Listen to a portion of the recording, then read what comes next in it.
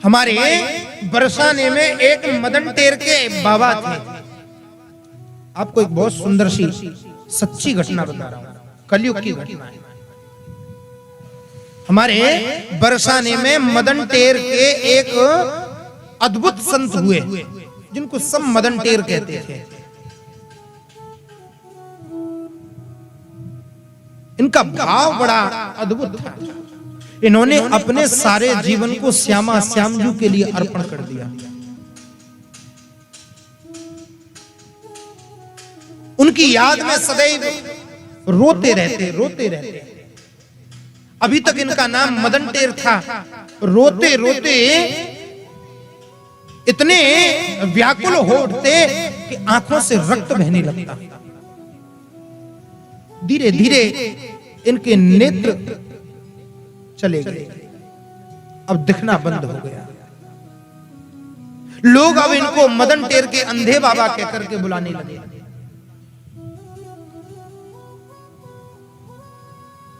एक दिन बैठे भजन कर रहे थे, अपने ठाकुर का, अपनी ठकुरानी का स्मरण कर रहे थे और रो रहे थे।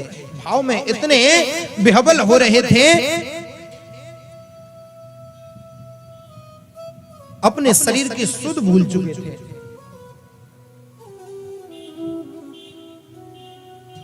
जब ठाकुर का कोई भक्त रोता है ना, तो उनसे सहन नहीं होता। ठाकुर जी किशोरी श्री राधा रानी के पास पहुंचे और कहा, सुनती हो, देख रही हो ये बाबा हमारे और तुम्हारे विरह में कितना दुखी होकर के रो रहा है। किशोरी जी ने कहा कि चलो आज इस बाबा को थोड़ा हंसाने की कोशिश करो। सज्जनों, आज भगवान बाबा के पास में पहुंचे और बाबा से जाकर के कहा, ए बाबा तू काहे को रो रहे? का तुमको भूख लग रही है? अगर भूख लग रही है तो मोकू बता, तेरे काजे भोजन ले आऊंगा। बाबा अंधे तो थे ही, तो बाबा ने मन में सोचा कि कोई ग्वारिया होगा जो मुझसे ठिठोली करने के लिए आया है। बार बार बाबा के पास जाएं और जाकर के बाबा से कहें, ए बाबा अगर तुमको भूख लगी है तो तेरे काजे भोजन लेके आऊं। बाबा ने कही, ओ भैया ग्वारिया, मुझसे मजाक मत करें।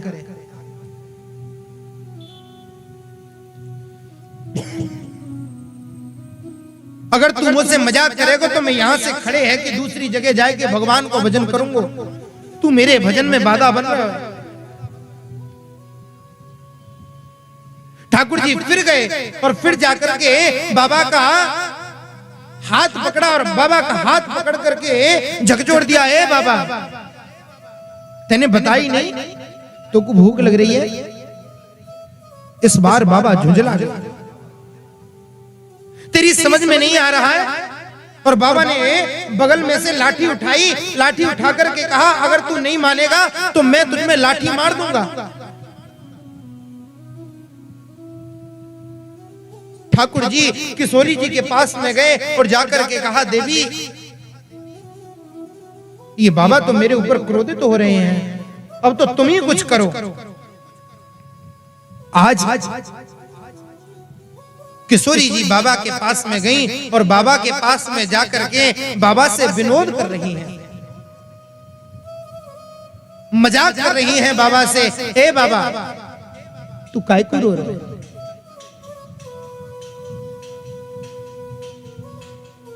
का तेरी बहू तो को छोड़ के चली गई है? और जब ऐसा कहा ना तो मदन टेर के अंधे बाबा के मुख पर थोड़ी सी मुस्कुराहट आ गई। लाली,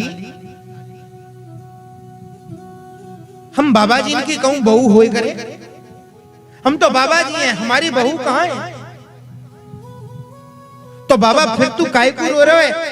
तेरो कोई अपनों तो को छोड़ के चले गए का?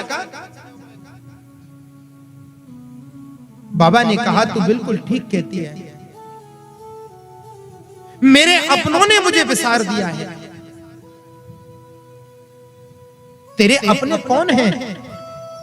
किशोरी जी बात कर रही हैं बाबा से, तेरे अपने कौन हैं? बाबा ने कही, मेरे अपने जो है ना, वो वृषभानु की लली किशोरी श्री राधा रानी। मेरो अपनो है वो नंद को छोरा। उन दोनों ने मुझे विसार दिया है, उन्होंने मुझे अपने हृदय से निकाल दिया है। और मुझे आश्चर्य तो इस बात का है कि वो नंद को छोरा तो जैसो है वैसो ठीक है, लेकिन वह नंद के छोरा की बातन में आए के वो वृषभानु की लली वो छोड़ के चली गई।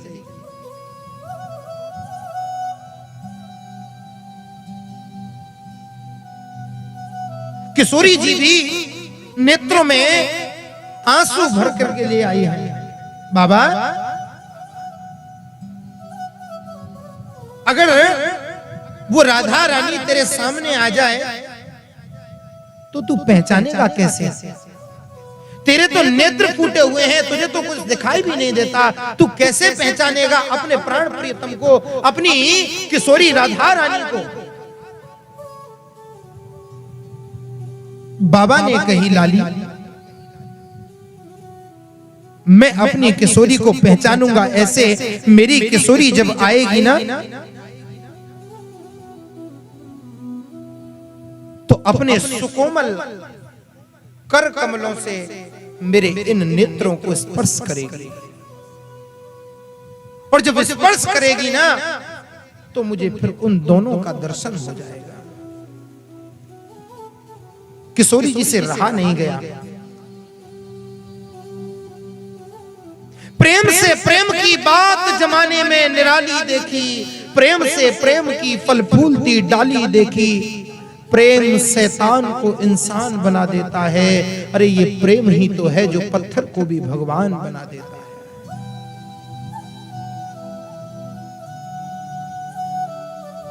आज किशोरी जी से रहा नहीं गया और आकर के मदन तेर के अंधे बाबा के नेत्रों से अपने कर कमलों का स्पर्श जैसे ही किया, दोनों नेत्र खुल गए। और दोनों नेत्र जैसे ही खुले तो सर्वप्रथम दर्शन बाबा ने अपने प्राण प्रियतम युगल सरकार का किया। बाबा के नेत्रों से अश्रु प्रवाह हो रहे हैं। धन्य है किशोरी जी, धन्य है मेरा ठाकुर।